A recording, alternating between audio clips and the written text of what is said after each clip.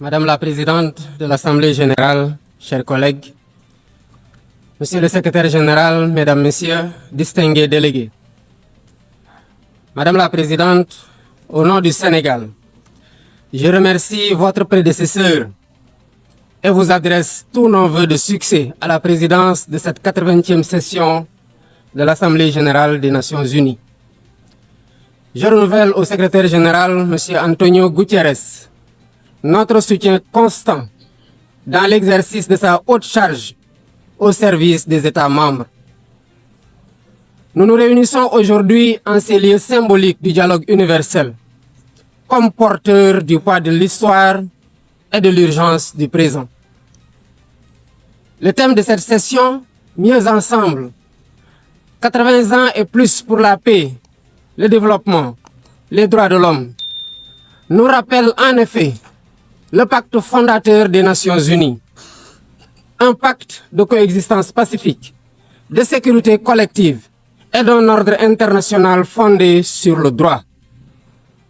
Sur cette base, les Nations unies ont accompli des progrès indéniables dans la coopération solidaire pour la prévention des conflits, la promotion de la paix et de la sécurité internationale et le règlement des différends.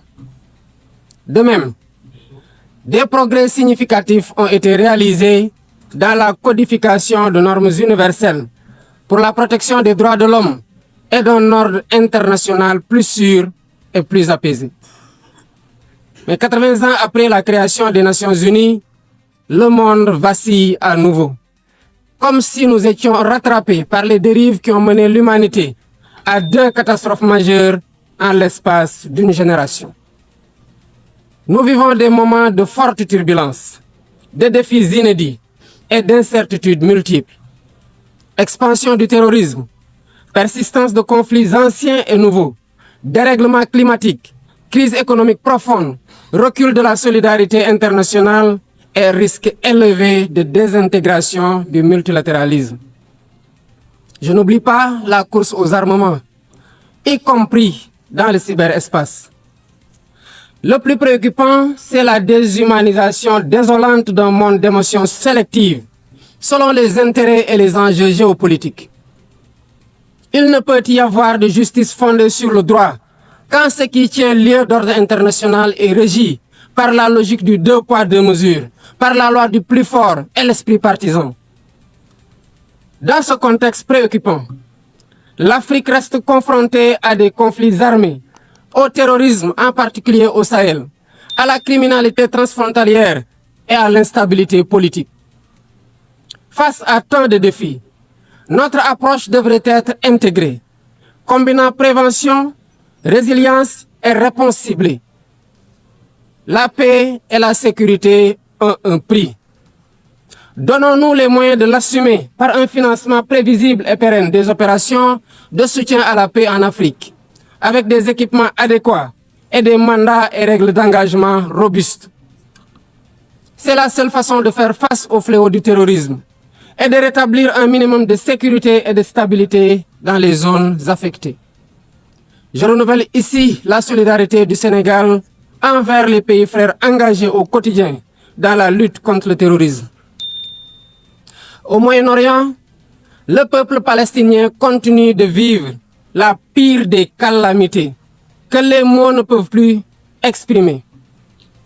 Sous le fracas des quotidiens des bombes, toutes les limites ont été dépassées.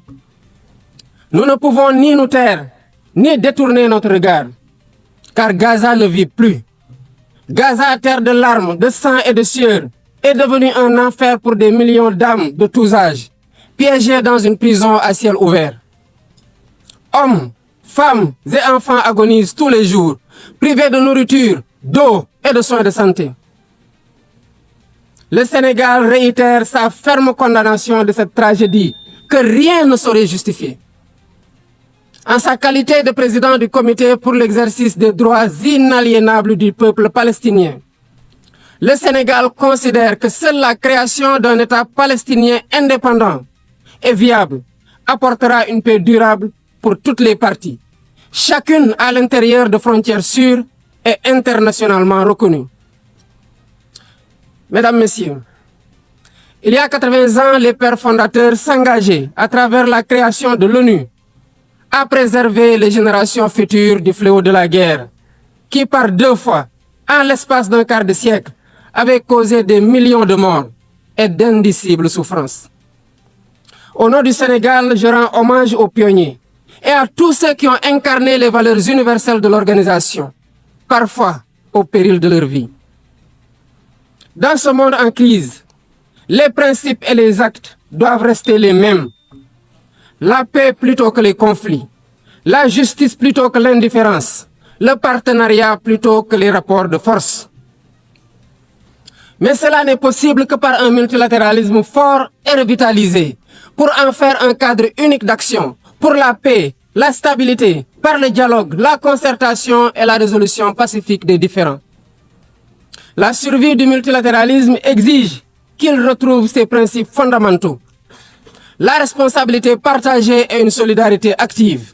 Le respect du droit international et une justice universelle conformément au statut de la Cour internationale de justice et de la Cour pénale internationale. En outre, nous ne pouvons occulter l'impératif de réforme de la gouvernance politique, économique et financière mondiale. L'ONU, par sa vocation universelle, doit agir en pionnière. Des délibérations et des décisions plus démocratiques, plus légitimes et plus représentatives de ses États membres, qui sont passés de 51 à 1945 à 193 aujourd'hui. Je renouvelle le soutien du Sénégal au consensus des Oulouini pour une représentation plus juste et plus équitable de l'Afrique au Conseil de sécurité. Il est temps d'instaurer une gouvernance économique et financière mondiale plus juste et plus inclusive pour répondre aux besoins de financement du développement durable. Nous savons tous que l'aide publique n'est pas la solution. D'autres leviers existent, notamment un cadre fiscal mondial équitable, afin que l'impôt soit payé là où la richesse est produite. L'accès au crédit dans des conditions soutenables, afin que la gestion du fardeau de la dette n'entrave pas les efforts de développement de nos pays. Enfin, la mise en œuvre effective de l'engagement de Séville, du pacte pour l'avenir et des objectifs de développement durable, pour un accès élargi à la santé, à l'eau, à la nourriture, à l'éducation, à l'énergie et au numérique. Le réchauffement climatique mérite aussi notre attention. Il n'est pas seulement une menace, mais une question existentielle. Une réalité qui frappe plus durement ceux qui y contribuent le moins, comme l'Afrique, avec moins de 4% des émissions mondiales. Et pourtant, sécheresse, inondations, érosion côtière et insécurité alimentaire rythment désormais la vie de nos populations. C'est une double peine devenue insoutenable. Le Sénégal renouvelle son attachement à l'accord de Paris sur le climat et appelle à une transition climatique juste et équitable par l'exploitation de nos ressources disponibles pour l'accès universel à l'électricité et l'amorce d'une industrialisation compétitive.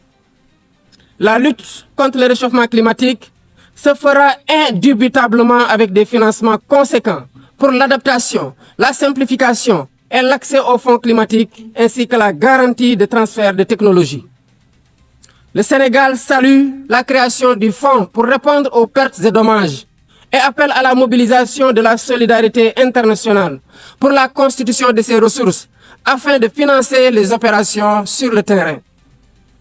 Excellences, Mesdames et Messieurs, face aux urgences et aux défis nombreux et complexes, nous ne sommes pas démunis. Le monde dispose des moyens nécessaires pour nourrir ceux qui ont faim, éduquer nos enfants, soigner les malades et faire taire les armes. Le véritable obstacle n'est ni financier, ni technique, ni matériel. Il est dans la volonté politique de faire du multilatéralisme un instrument de solidarité collective, de coopération plutôt que de confrontation, pour un avenir où la dignité humaine sera au cœur de nos décisions. Alors, faisons de ce 80e anniversaire des Nations Unies, non pas le constat d'un ordre épuisé, mais le point de départ d'un nouvel espoir, celui d'une organisation rénovée et plus efficace, au service des peuples qu'elle incarne. Le Sénégal reste fidèle à son engagement de travailler dans ce sens avec tous les membres de l'organisation, prêt à jeter les ponts, prêt à porter les réformes, prêt à poursuivre notre œuvre commune pour un monde de paix, de justice et de solidarité. Je souhaite plein succès aux travaux de la 80e session de l'Assemblée générale et vous remercie de votre aimable attention.